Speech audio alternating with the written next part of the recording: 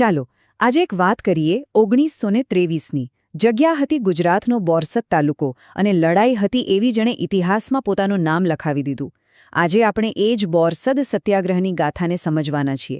જુઓ, આ ખાલી એક આંદોલનની કહાણી નથી, પણ એ વાતનો પાક્કો પુરાવો છે કે જ્યારે લોકો એક થઈ જાય ને ત્યારે ગમે તેવી સત્તા હોય અને પણ ઝૂકવું પડે છે। આ જે સવાલ છે ને એ જ આખી કહાણીનું કેન્દ્ર છે। જરા વિચારો તો ખરા કે કોઈના પર મુસીબત આવે અને મદદ કરવાને બદલે સરકાર એને જ દોષી કહેવા માંડે। કેવું લાગે? સાંભળવામાં જ અજીબ લાગે છે નહીં? પણ માનો કે ના માનો, 1923માં બોરસદના લોકો સાથે બરાબર આવું જ કંઈક થયું હતું। હવે જરા આ આંકડા પર નજર કરો। 2,74,000 રૂપિયા। આજથી લગભગ 100 વર્ષ પહેલાં આ રકમ તો કોઈ કલ્પના પણ ના કરી શકે એટલી મોટી હતી। તો સવાલ એ છે કે આ પૈસા હતા કોના?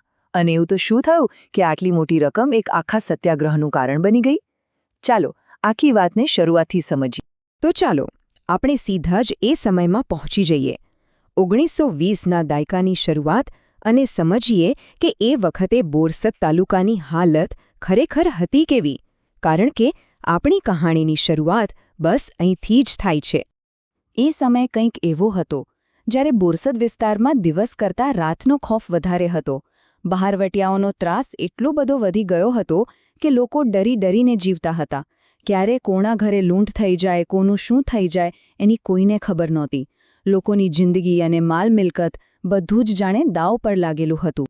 હવે જુઓ, આવી પરિસ્થિતિમાં સરકાર પાસેથી શું આશા હોય? એ જ ને કે તે લોકોને સુરક્ષા આપે। પણ અહીં તો ખેલ જ ઊંધો હતો। સરકાર પેલા બહારવટિયાઓને પકડવામાં તો સાવ નિષ્ફળ ગઈ, અને પોતાની આ નાકામી છુપાવવા માટે સરકારે આખો દોષ કોના પર નાખ્યો? લોકો પર જ। સરકારે એવું કહેવાનું શરૂ કર્યું કે ગામના લોકો જ બહારવટિયાઓને છુપાવે છે, એમને મદદ કરે છે। એટલે કે જે લોકો પીડાઈ રહ્યા હતા એમને જ ગુનેગાર બનાવી દીધા। તો આ સમસ્યાનો સરકારે ઉપાય શું કાઢ્યો? શું પોલીસ બંદોબસ્ત વધાર્યો? ના ભાઈ ના। એમણે તો નક્કી કર્યું કે આખા વિસ્તારના લોકોને જ સજા આપવી, અને એ માટે એમણે એક એવો ટેક્સ નાખ્યો જેણે લોકોના ગુસ્સામાં આગ લગાવી દીધી। સમજો, આ કોઈ વિકાસ માટેનો ટેક્સ નહોતો, આ તો સીધી સજા હતી।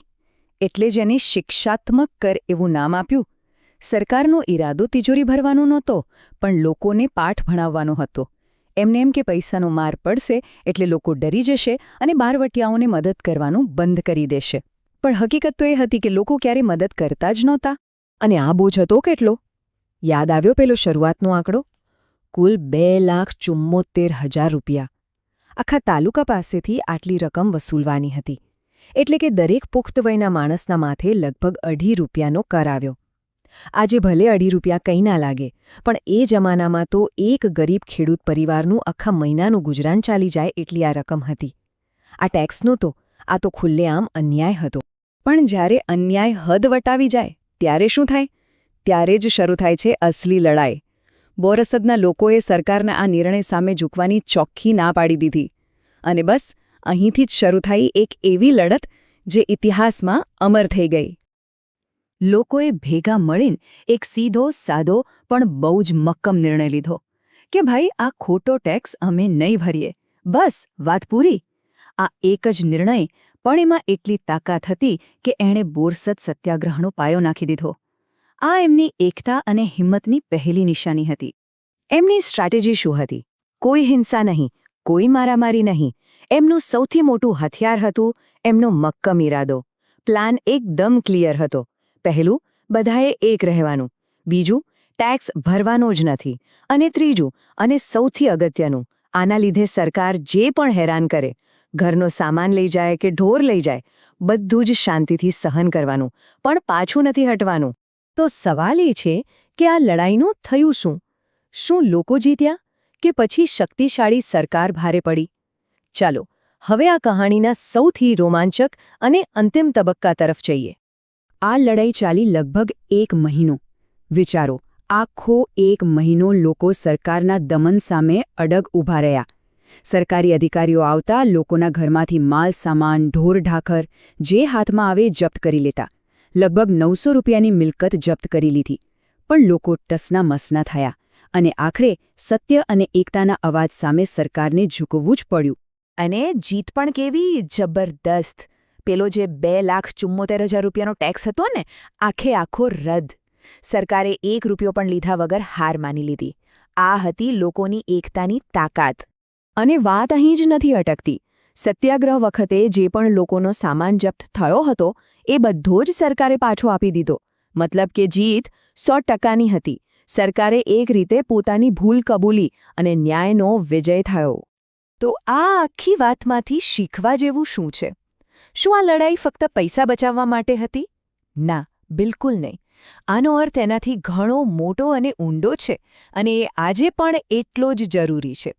એ સમયના જે રેકોર્ડ્સ છે એમાં પણ આ ઘટનાને એક મહાન સફળતા તરીકે ગણાવવામાં આવી છે. અને કેમ નહીં? આ જીતનો અવાજ ખાલી બોરસદમાં નહોતો ગુંજો, પણ આખા દેશની આઝાદીની લડાઈ માટે એક મોટી પ્રેરણા બની ગયો.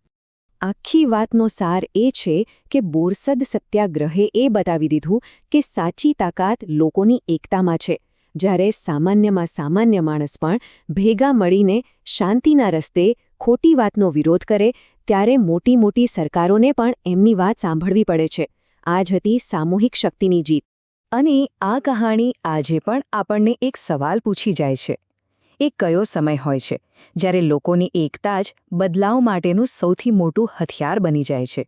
અને શું આજે પણ એ તાકાતનો ઉપયોગ કરી શકાય છે? આ સવાલ પર વિચારવા જેવું ખરું.